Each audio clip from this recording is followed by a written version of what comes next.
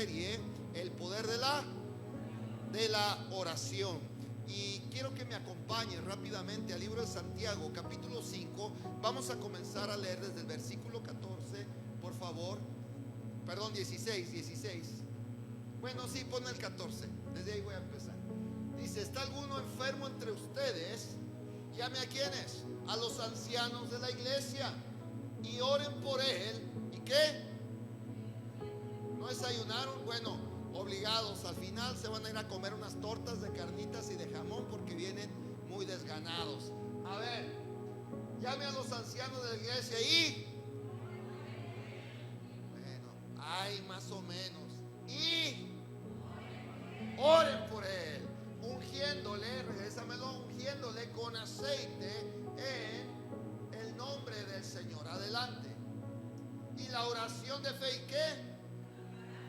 La oración de fe salvará al enfermo y el Señor lo levantará, y si hubiere cometido pecados, ¿qué más? Le serán perdonados. Verso 16. Confiesen sus ofensas unos a otros y oren unos por otros. ¿Y qué? Oren unos por otros. Andan dormidos, mis amados.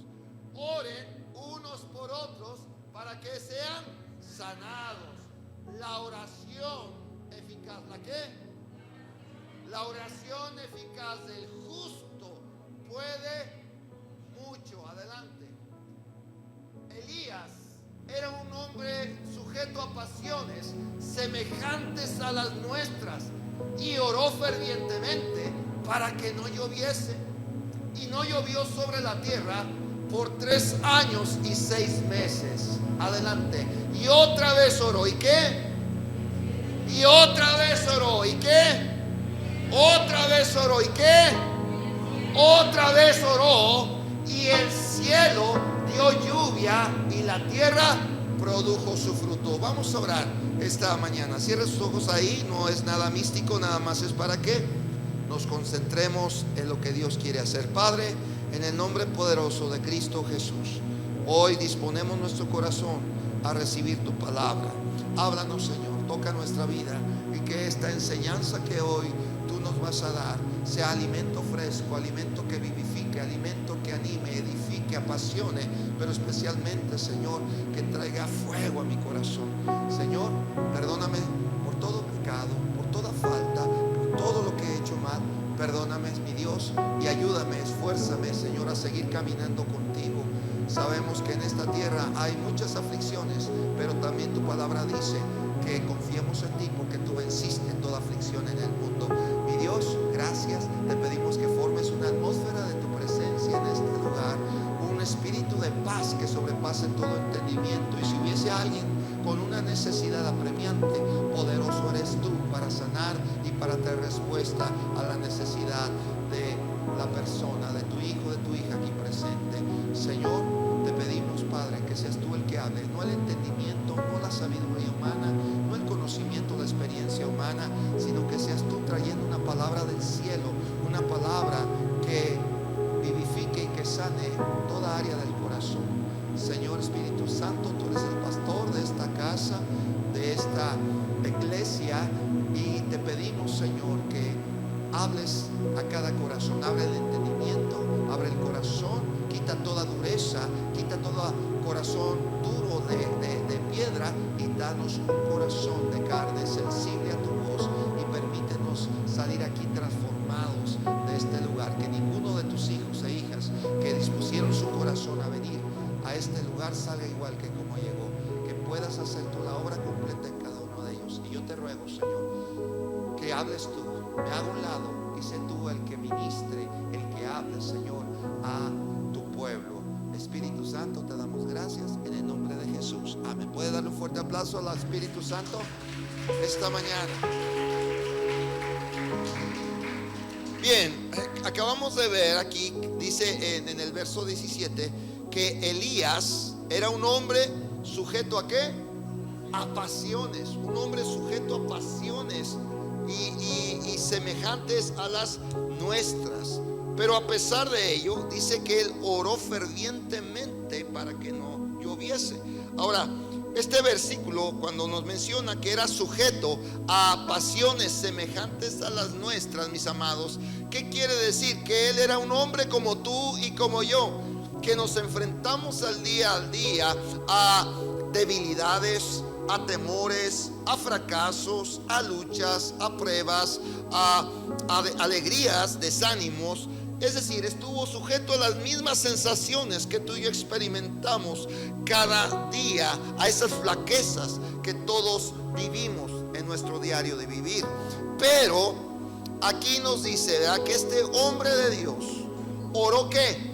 Fervientemente. ¿Cómo oró? Fervientemente para que no lloviese. Y dice que no llovió durante 3 años y medio, y oró nuevamente a su tiempo y hubo lluvia. Entonces, si usted y yo nos fijamos en esta última afirmación en el versículo 16, dice la escritura, si me pones el verso 16, ahí donde estamos, vamos a encontrar que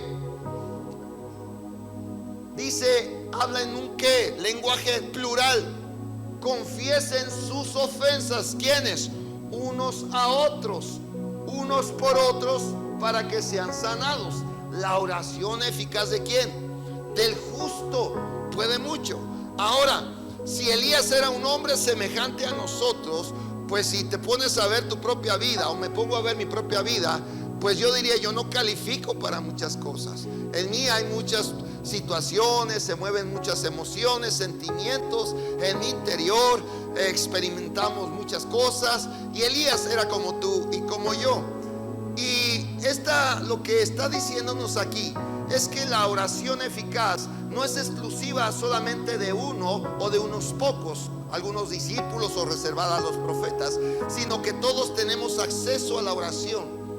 Pero dice que es oración eficaz del justo. Y mucha gente dice, bueno, pero es que pues yo no soy tan buena persona. Bueno, Elías tampoco lo era.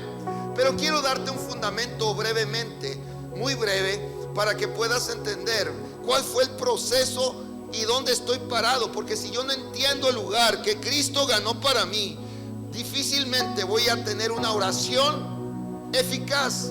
Y comienzo a decirte, Génesis capítulo 1, verso 26, dice que desde Dios creó todas las cosas, pero Dios pone la cereza del pastel y corona la creación formando al hombre. Y entonces dijo Dios, regrésamelo por favor, dijo Dios, hagamos al hombre a nuestra imagen y conforme a nuestra semejanza. ¿Con qué fin? ¿Con qué propósito? Dice, y señoree, para que ejerza dominio, dice la versión Las Américas, para que ejerza dominio en los peces del mar, en las aves de los cielos, en las bestias en toda la tierra, en el ganado y en todo animal que se arrastra sobre la tierra. Ponme la versión Las Américas, por favor. ¿Sí? Y entonces la finalidad de Dios, mira, aquí dice ejerza dominio, es decir, dominio, gobierno, autoridad, sí, sobre todo lo que creaba. Dios desde que creó al hombre delegó, ¿cómo? Delegó su autoridad para que ejerciera dominio, para que gobernara, para que tuviera autoridad. Pero después vemos más adelante cómo el hombre, al desobedecer a Dios en el huerto del Edén, al comer del fruto prohibido, entonces entra el pecado. Y Romanos capítulo 5 versículo 12, por favor, Romanos 5 verso 12 dice lo siguiente: por tanto, tal como el pecado entró en el mundo, ¿por quién? Por un hombre, y por el pecado la muerte. Así la muerte pasó ¿a quiénes? A todos los hombres, por cuanto todos pecaron. Vayan preparándome 1 Corintios 15, 21. Entonces, dice aquí que por causa de un hombre entró el pecado, por el pecado la muerte, y así a todos los hombres. Es decir, ese dominio y autoridad que el hombre tenía desde el origen fue arrebatado por el enemigo, por el adversario, por Satanás. Fue arrebatado de tal manera que por eso se le llamaba príncipe de este mundo. cuando Jesús vino a esta tierra, porque tuvo que venir como hombre, porque aunque Dios proveyó la ley para que por ella la gente viviera, cosa que no, ningún hombre pudo cumplirla a la perfección, solo Cristo, Jesús tuvo que venir a esta tierra a cumplirla. Pero cuando en su inicio, en Mateo capítulo 4, dice la palabra desde el verso 1 que fue guiado por el Espíritu al desierto, ayunó 40 días, 40 noches, y entonces dice la palabra que tuvo hambre. Vino el adversario, porque siempre va a venir en los momentos de debilidad, en los momentos de flaqueza, en los momentos de aflicción, y vino y le tentó. Y bueno, ya le dijo: pues si eres hijo de Dios, haz que estas piedras se conviertan en pan. Luego lo llevó al pináculo de lo alto de un templo y le dijo: bueno, aviéntate de aquí, porque escrito está, ¿verdad? Que el Señor te sostendrá, enviará a tus ángeles y te sostendrán. Pero en la tercera ocasión que fue tentado, dice que lo llevó a un monte alto y le mostró la gloria de toda la tierra, de todas las naciones, su gloria. Y le dijo: si postrado me adorares, todo esto que ves te lo voy a dar. ¿Por qué? Porque él tomó lo que le pertenecía al hombre. Él era el dueño, tenía la autoridad sobre toda la tierra, y por eso se atrevió a ofrecerle a Cristo Jesús toda la gloria que había en la tierra. ¿Vamos bien? Entonces, por eso él tenía el imperio de la muerte, él tenía la autoridad, él tenía el dominio sobre toda la tierra. Pero cuando Cristo vino y él cumplió a perfección toda la ley y fue a la cruz a morir como el Cordero Pascual, cuyo único sacrificio, una vez y para siempre, dice la Escritura, por su sangre, entonces dice 1 Corintios capítulo 15 versículo 21, por favor, dice: por cuanto la muerte entró por un hombre, también por un hombre la resurrección de los muertos. Porque así como en Adán todos mueren, también en Cristo todos serán vivificados. Amén, amén. Es decir, él cumplió toda justicia. Al decir consumado es, la justicia de Dios entró a toda la humanidad, y todo aquel que recibe su sacrificio, su amor, su perdón, tiene acceso por la justicia, no del propio hombre, sino por la justicia que Cristo Jesús ganó para nosotros. Amén. De tal manera que tú y yo, a pesar de nuestras debilidades, a pesar de que tenemos flaquezas, a pesar de que luego la regamos y andamos por ahí tirando la toalla y andamos con muchas cosas, nosotros, dice que la oración eficaz del justo puede mucho. De tal manera que cuando yo oro, no es mi justicia, sino la justicia de Cristo.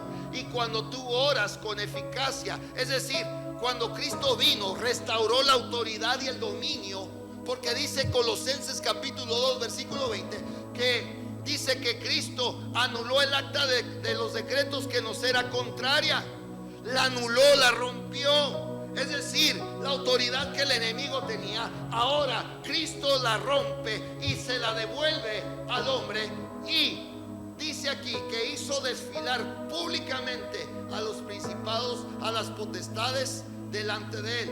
Cuando un rey ganaba sobre otro reino para avergonzar al enemigo, dice que los hacía en son de burla en medio del pueblo. Iban ellos caminando. No sé si vio la película de Gladiador, cuando llegan todos los gladiadores al Coliseo, cómo la gente se pone a los lados y ellos van por en medio. Así hizo desfilar Jesús a todos los enemigos, pero aquí al contrario, dice que los vituperaban, los escarnecían, se burlaban de ellos y los avergonzaba. Y eso fue lo que hizo Jesús al triunfar él en la cruz del Calvario. Amén, amén. Entrega a la iglesia, es decir, a todos los que han recibido su salvación, se es restituido esa autoridad y ese dominio. Y entender esto es importante, porque Dios, aunque es soberano, Él puede hacer lo que Él quiera por su soberanía. Él, como todo un caballero, respeta la autoridad delegada. ¿El qué? Respeta la autoridad que Él delega, de tal manera que Él no interviene, no porque no pueda, no porque no quiera o no pueda hacerlo. Él puede hacer lo que quiera, pero respeta la autoridad que entregó o te entregó a ti. Pero para que Él pueda intervenir, necesita tu permiso. ¿Necesita qué? Tu permiso. Ahora, ¿cómo? ¿A poco Dios necesita permiso? No, o sea, Él mismo delegó. Él puede irrumpir y hacer lo que Él quiera, pero Él respeta esa autoridad. Y para que Dios se pueda mover en tu problema, se pueda mover en la situación en la que tú estás, o que si estás pidiendo por alguien, es como una persona que vive a tu lado, un vecino. Puede hacer muchas cosas, plomería, electricidad, sabe hacer muchas cosas, pero él no puede entrar a tu casa si tú no le das autorización para resolver un problema que tú tengas en tu casa. O cualquier otra persona, o cualquier persona puede entrar a tu casa así como sea, ¿verdad que no? No, tiene que tocar y entra. Por eso Apocalipsis nos dice, ahí en el capítulo 1, verso 6, dice que ciertamente el Señor está a la puerta y llama. Si alguno abriere la puerta, ¿sí? Dice que Él entrará a Él, cenará con Él entraré a Él, cenaré con Él y Él conmigo. ¿Sí? Él llama. El Señor llama, el Señor no forza. Entonces, cuando tú y yo oramos y entregamos esa autoridad al Señor, decimos: Señor, yo te ruego, te pido, entra a mi casa, sana mi matrimonio, sana mi familia, muévete como tú quieras hacerlo. Y comienzas a entrar en la voluntad de Dios con el entendimiento de la palabra. Dios entonces comienza a hacer cosas. Él ahora, con la autorización que haces a través de la oración, al dirigirte con Él, le estás diciendo: Señor, necesito que estés conmigo. Te doy y te cedo todo gobierno, toda autoridad, para que tú puedas resolver lo que yo humanamente no puedo hacerlo. Tienes mi permiso. Adelante, Señor, haz lo que quieras. Te entrego mi vida, mi corazón, mi familia. Haz lo que quieras hacer, Señor. Me rindo a tus pies. Amén, amén. Hay gente que está pasando por muchas cosas, pero no le cede la autoridad al Señor. Se lo cede al chamán, a los brujos, a los... Estaba en una otra vez, un viernes de convivio. Este viernes estamos y le dice a una persona: híjole, voy a tener que llevarte acá con la señora que limpia. Le dice uno de mis compañeros a otra: te voy a llevar con las, pero que limpia y todo, para que te quite las cosas negativas. O sea, confiamos más en otras cosas, o le cedemos nuestros problemas a otras personas menos a Dios. 1, 2, 3. Ay, ay, ay. Ya le dije que el ángel es el león. Aquí es ay, ay, ay. ¿Sí? Entonces, la gente confía y no le cede el derecho a Dios. Pero tú, entendiendo quién estás y quién te entregó esa autoridad, tú tienes esa potestad para orar a Dios con entendimiento y pedirle para que Él intervenga en aquel problema, en aquella. Por eso dice: oren unos por otros para que sean sanados, porque la oración del justo puede mucho. Y cuando tú entiendes el lugar que ahora tienes por el sacrificio de Cristo, que no eres justo por tus obras, sino por lo que Jesús hizo en la cruz, tú tienes acceso de entrada al Padre para decirle: papá, necesito en el nombre de tu Hijo amado que intervengas en esta situación. Y entonces hay cosas que suceden. El problema es esto, que a veces nosotros, por la condición en que estamos como Elías, sujeto a pasiones, a emociones, a aflicciones, a flaquezas, no nos sentimos dignos. No creemos que Dios nos escuche, porque a veces pareciera que Dios no responde a nuestra oración. ¿Le ha pasado que a veces usted ora por algo y como que no pasa nada? Y eso no quiere decir que Dios no esté. Mira, te voy a comentar rápidamente. Ahí en la palabra, el apóstol Pablo dice, ciertamente dice: Dios envió un mensajero, ha venido a mí como un aguijón en mi carne. Ese mensajero de Satanás, ¿verdad?, que me aflige. Y 3 veces he rogado al Señor que me quite ese aguijón en mi carne. 3 veces he rogado, diciendo: quítame esta aflicción. no es el tema, pero el problema que se cree por las diferentes partes de la escritura es que cuando Pablo tuvo ese encuentro con Jesús camino a Damasco, él quedó con ciertas secuelas en su mirada, en su vista, y dice que él tenía desesperanza. Dice en otra escritura, dice miren con cuán grandes letras yo les escribo, porque él tenía que escribir con letras grandotas porque él no veía muy bien. Dice: he tenido este problema de salud en mi vida y 3 veces he rogado al Señor que me lo quite. Rogado 3 veces. ¿Y sabe qué me contestó? Bástate mi gracia, porque mi poder se perfecciona en tu debilidad. Y para que la impresión de la predicación, la revelación, no me exaltase, porque Dios qué revelación le daba a Pablo, pero para mantenerlo humilladito y no se chiflara, ¿verdad? Dios le mandó esto. Y dice: yo oro por mí, pero pues Dios no. ¿Por qué? Porque hay veces que Dios sabe que hay cosas que pedimos, pero que a veces conviene no responder a eso, porque sabe que entonces traería ciertas consecuencias a nuestra vida. O no es el tiempo, Dios está esperando procesarte para que entonces puedas estar listo. Fue lo mismo que le hizo a Simón Pedro, que Dios permitió que el diablo dice: mira Pedro, el enemigo vino a pedirte y rogarme que le permitiera a él zarandearte como a trigo. ¿Y qué crees? Le di autorización. ¿Sabe? Las cosas que vivimos no las viviríamos si Dios no lo permite. Amén, amén. Y aun lo que parece malo, Dios lo tiene para tornarlo en bueno. Amén. Entonces trató con él, dice: pero una cosa voy a hacer. Voy a orar. ¿Voy a qué? Para que tu fe no te falte. ¿Sí? Entonces lo que Dios hace no es resolverte la situación. Él, como nuestro abogado, Él está intercediendo por nosotros. Él está orando para que tu fe no mengüe, para que tu fe no te falte. ¿Sí? Pero ese es el problema. Hay veces que pensamos que en el proceso Dios no nos escucha, Dios no está con nosotros, y entonces venimos, nos desanimamos porque creemos que Dios no nos escucha.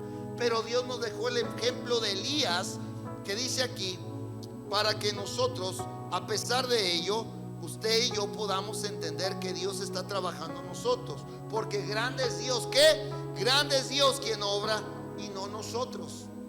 Dios es el que obra, no nosotros. Y cuando nuestro orar está lleno del Espíritu Santo en nuestra vida, hacen que las cosas sucedan. Amén, amén. Cuando el Espíritu de Dios está en ti, las cosas comiencen a suceder. Entonces, cuando vayas delante de Dios y vayas a orar, vayas a exponer una petición por otros, debemos acercarnos a Él con este sentir que Dios nos escucha, que Dios está con nosotros, sabiendo que nuestras oraciones son efectivas, porque así lo declara la palabra de Dios. Amén, amén. Nuestro deber es confiar y creerlo de todo nuestro corazón. Y quiero ir cerrando con un ejemplo, porque vamos a ver 4 cosas que vamos a aplicar en nuestra vida si queremos que nuestra oración sea ferviente y sea eficaz. Amén, amén. Mira, acompáñame rápidamente.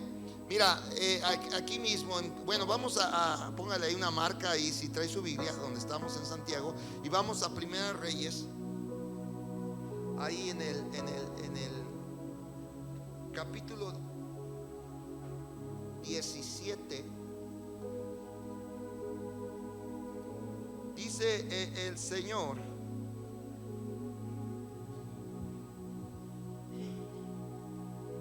dice aquí en el 17, Él declara y suelta una palabra.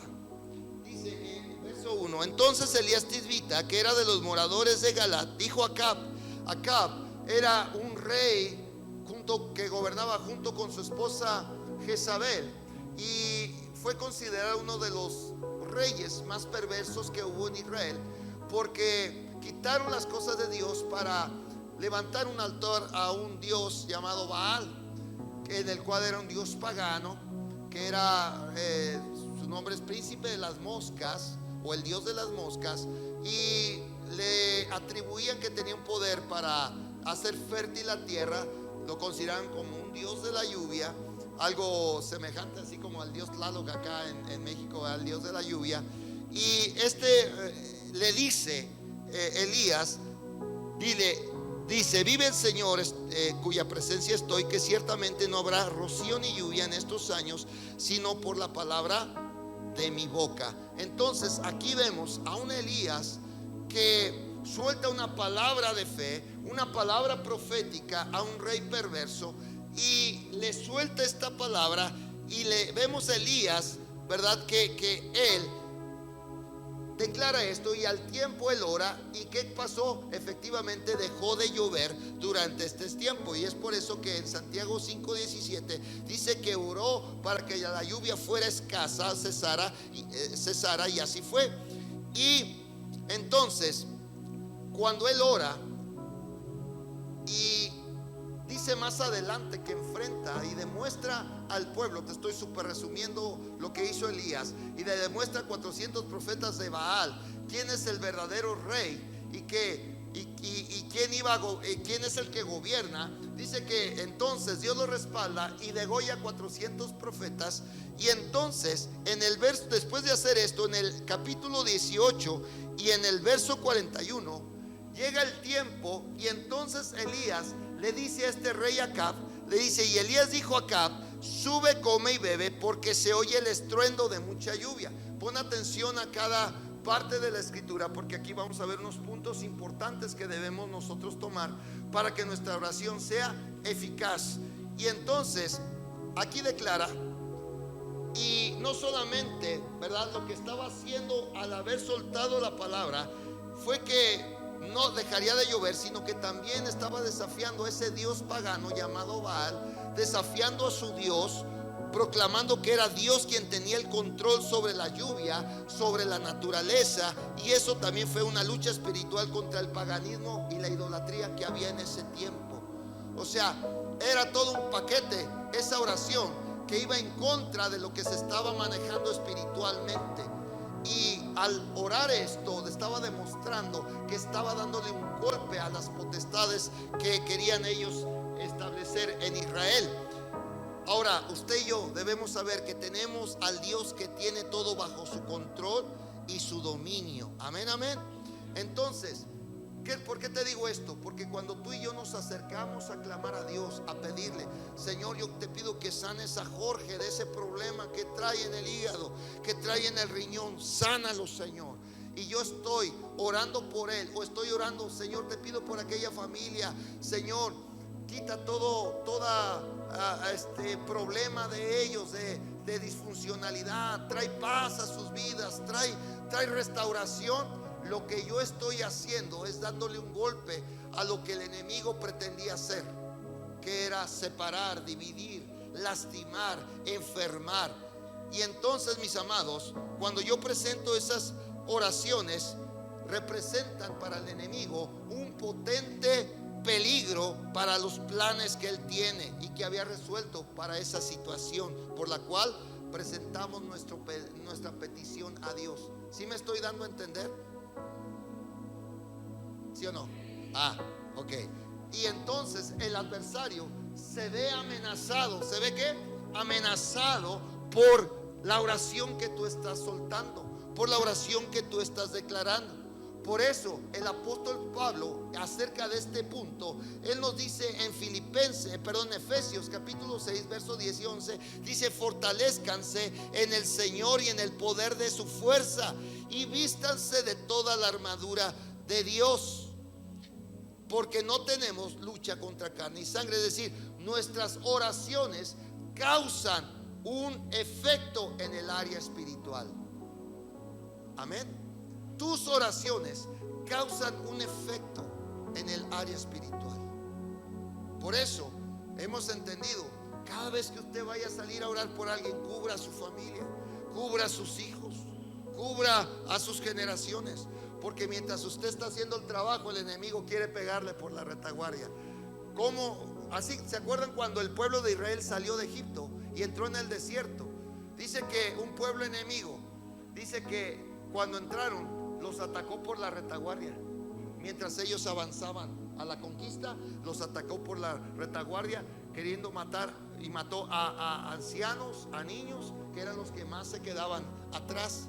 Por eso nosotros, cuando nosotros avanzamos en oración y en petición, tenemos que aprender también a cubrir a nuestra familia.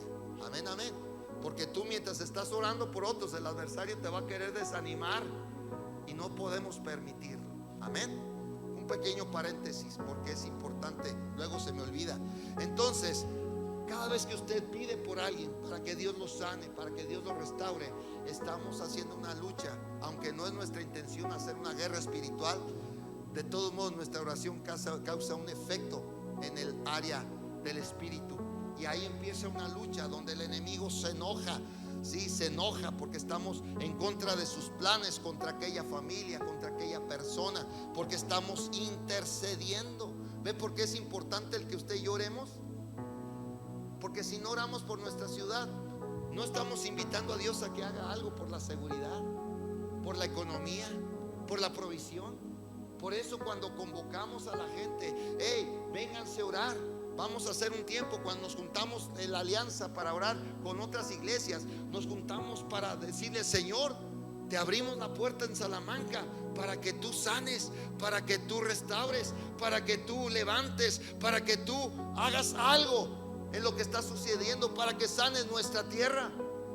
Por eso dice la escritura ahí en Crónicas: si se humillare mi pueblo, sobre el cual mi nombre es invocado, orare. ¿Cómo? Orare y buscare mi rostro y se convirtiere de sus malos caminos, entonces yo iré desde los cielos, perdonaré su pecado y sanaré su tierra. Amén, amén. ¿Será que Salamanca necesita que sea sanada? ¿Será que en tu familia necesites que Dios intervenga para que tu familia sea sanada? ¿Será que Dios se necesita intervenir para que aquel hijo perdido, aquella hija extraviada, para aquel hijo enfermo, para aquel esposo o esposa que está pasando por un problema, Dios pueda intervenir? Entonces, si es así, necesita tu oración. 1, 2, 3. Ay, ay, ay. Sí, necesita tu oración. ¿Ves por qué es tan importante el ministerio de la oración? ¿Sabes por qué es tan importante el poder orar? Porque estamos invitando a Dios, le estamos abriendo la puerta para que Él pueda entrar y poder resolver aquello que nosotros no podemos hacerlo. Por eso en la oración del Padre Nuestro, que es un modelo, no para que lo repita como perico, sino para que entienda que Dios dice: hágase tu voluntad, así en la tierra como en Él.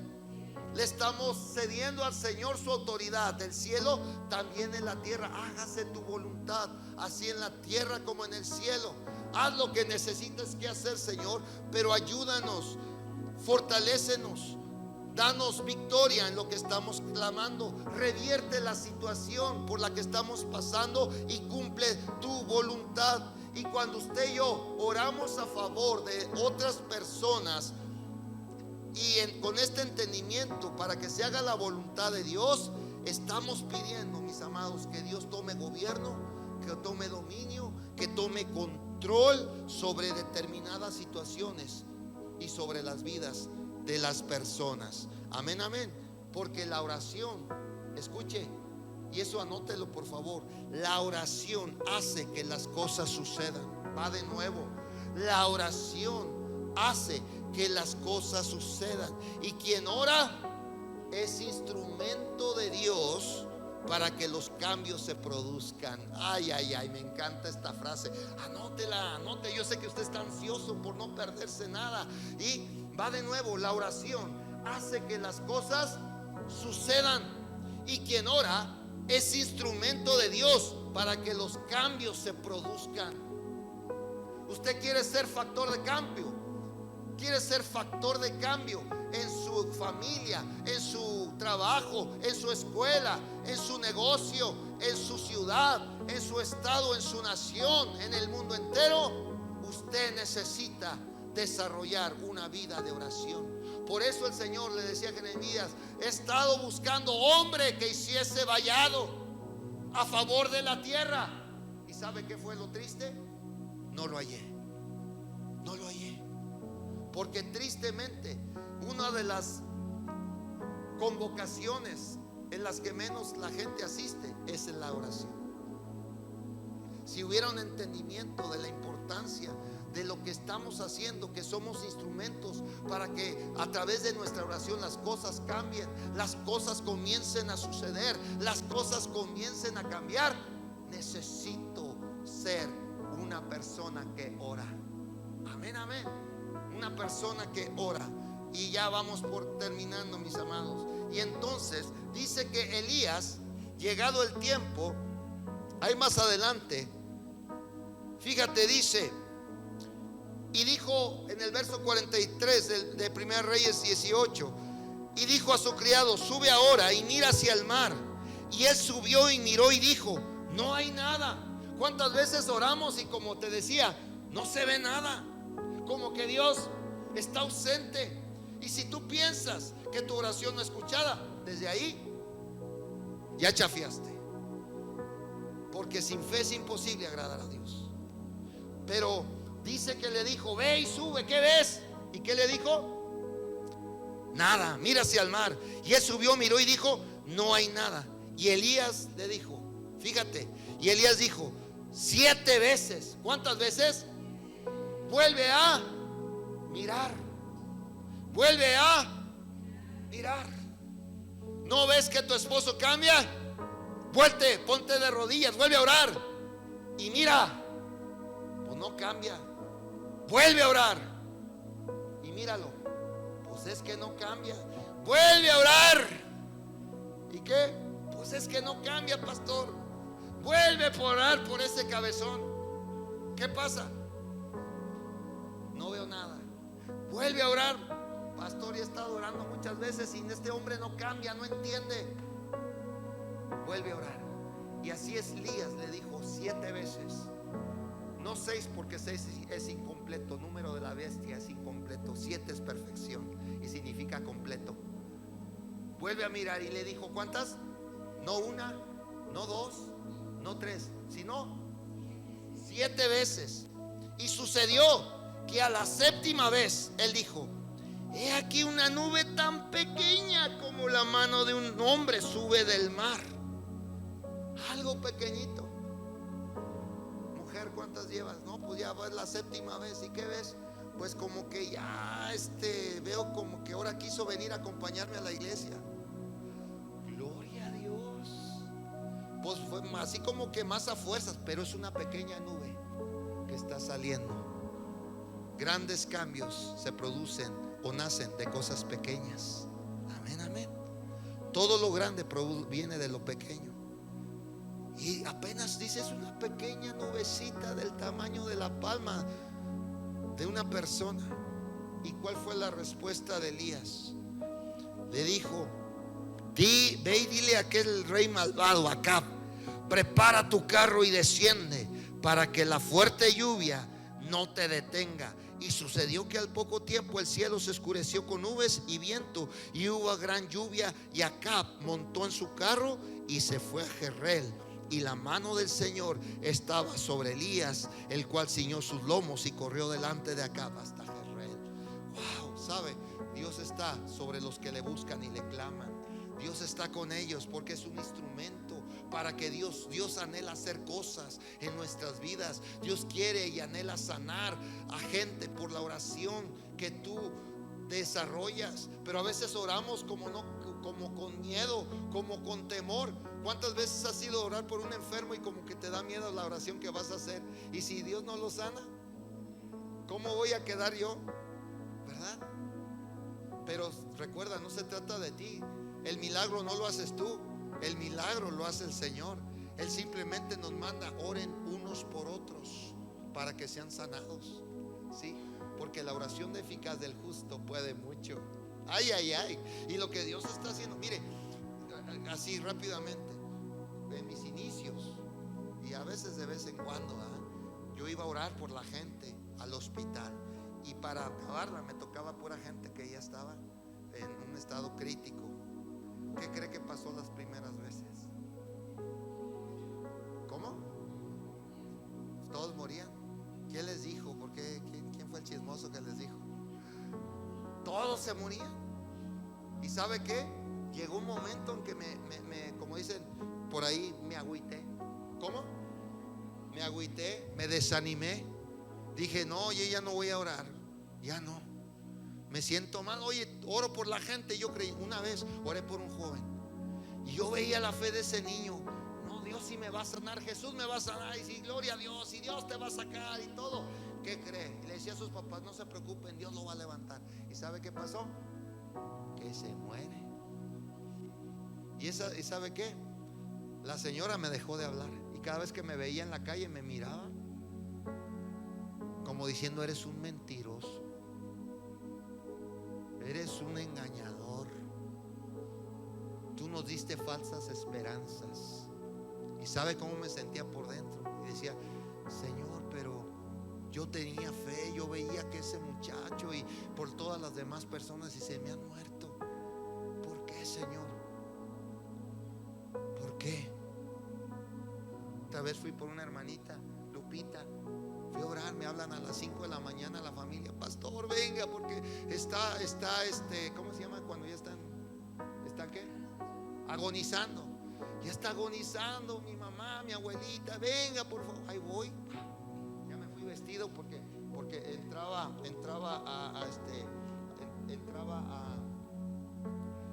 a trabajar. Y entonces llegué ahí, mis amados, y estaba efectivamente agonizando. Y mire, a veces cuando no entendemos la voluntad de Dios, es ahí cuando nos empezamos a conectar y orar para saber cómo orar. ¿Sí? ¿Usted sabe cómo orar como conviene? Dice la Escritura, no lo sabemos, pero el Espíritu Santo intercede por nosotros con gemidos indecibles.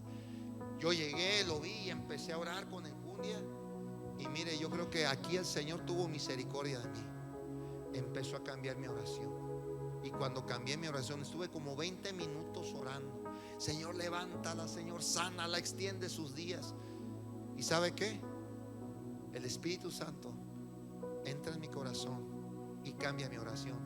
Y en ese momento digo, Señor, en tus manos encomiendo su espíritu. Así dije, y estaba toda la familia ahí. Señor, en tus manos encomiendo su espíritu. Trae paz y tranquilidad a esta Lupita. Y en ese momento, mis amados, ella expira y entrega el espíritu. En ese momento. Pero ¿sabe qué? Lejos de sentir una tristeza, sentí una paz. Porque esa era la oración que debía haber hecho tal vez desde un inicio. Pero ¿sabe qué? Cuando yo iba reflexionando y diciéndole, preguntando al Señor, Señor, pero ¿por qué no extiende sus días? ¿Por qué la gente se me muere? Yo tengo ya temor de orar por la gente. Y me dijo, y te lo digo bien claro, me lo dice el Señor en mi interior, porque fue Él, y me dice, es que tú no estás viendo el verdadero milagro. ¿Cuál es, Señor, si la gente se muere? No, esa gente está ahora conmigo porque tú los llevaste a salvación. Y fue cuando recordé que cuando yo oraba, esa gente oraba y le pedía perdón, se arrepentía de sus pecados. Dios le estaba dando la oportunidad, mis amados. Mucha gente de repente le llega la muerte y no tiene la oportunidad de pedirle perdón a Dios. No tiene la oportunidad de decirle, Señor, perdóname por lo que hice. Señor, perdóname porque te fallé. No tiene esa oportunidad. Pero Dios me concedió ir con esas personas y decirle, arrepiéntete de tus pecados. Yo te voy a guiar en esta oración. Y esta gente aún en sus fuerzas, Señor, perdóname. Señor, me arrepiento de mis pecados. Y le salían sus lágrimas porque venía una oración de arrepentimiento de todo su corazón.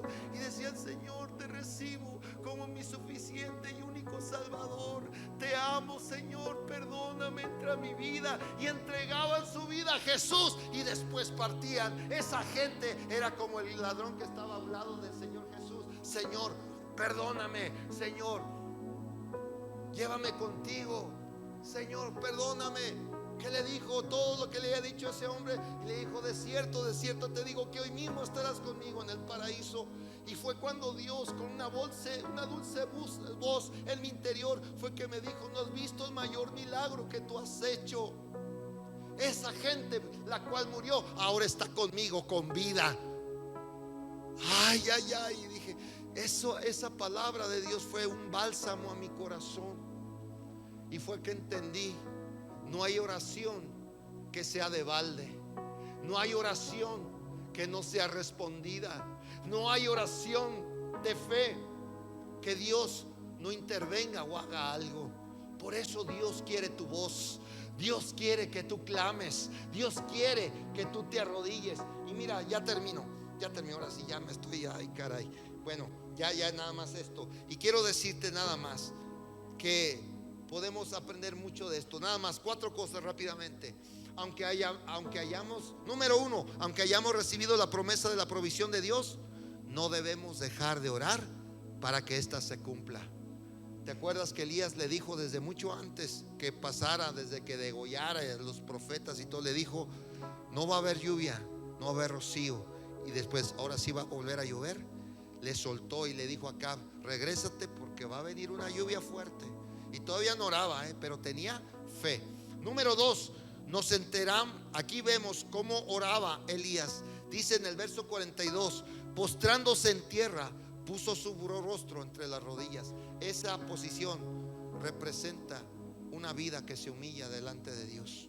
Cuando tú y yo nos postramos y ponemos nuestra cabeza entre las rodillas y oramos a Dios, nos estamos humillando. Por eso dice, si se humillare mi pueblo sobre el cual mi nombre es invocado. Elías se humilló y oró y se postró delante de Dios y le dijo, Señor, que vuelva a llover. Él lo hizo en señal de humillación. Número 3, persevera en oración. ¿Cuándo sabemos que perseveró? Cuando dice el verso 43 que oró ¿cuántas veces? No 1 ni 2, 7 veces. Y hoy el Señor te dice, no dejes de orar, no dejes de orar, no dejes de orar. Bueno, Señor, ¿que tú no oyes a la primera? No, es que Dios está desarrollando fe en tu corazón. Dios quiere ver qué tan perseverante eres creyendo. ¿Cuántas veces Jesús regresó a orar al Getsemaní? 1, 2, la tercera llegó. Oigan, ni siquiera pueden orar conmigo 1 hora. Ven que estoy a punto de entrar a un gran tiempo, a un terrible tiempo, y ustedes no me acompañan a orar. La tercera vez fue cuando él siempre le decía las primeras veces, Señor, si es posible que pase de mí esta copa. Y hasta que dijo, Señor, no se haga mi voluntad sino la tuya. Ay, ay, ay, qué bonito, ¿verdad? Cuando decimos, Señor, que se haga tu voluntad en esta situación. Y fue ahí que entonces vino un ángel del cielo de parte de Dios. ¿Y qué hizo? Lo fortaleció. Y eso es lo que Dios nos hace cada vez que oramos, una y otra y otra. Dios nos fortalece, Dios nos fortalece, Dios nos fortalece, Dios nos fortalece. Usted no sabe las veces que tuve que postrarme para que no me quitara. Aquí está Anita, que está conmigo, la licenciada. Yo oré muchas veces porque las voces en mi vida eran contrarias. Ya no vas a recuperar tu casa, ya no vas a recuperarla, ya ves, tomaste malas decisiones, ya ves por esto, ya ves por lo otro. Y luego en mi trabajo me decían, ay, yo perdí mi casa, yo la verdad ya la tenía, y ya mi casa, ¿verdad? Era complicado, Anita, ¿verdad? Que se recuperara, porque acá por debajo del agua pues ya estaba siendo subastada casi, ¿verdad? Y era muy complicado que yo recuperara.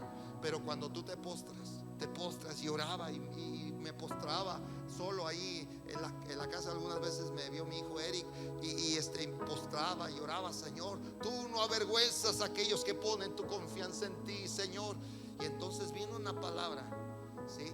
Una palabra, y fue Dios a través de Anita, y me dijo, pastor, lo que Dios le dio no se lo va a quitar el hombre. Y dije, esa es la palabra que yo necesito. Esa es la palabra que esperaba de parte de Dios. Esa es la palabra.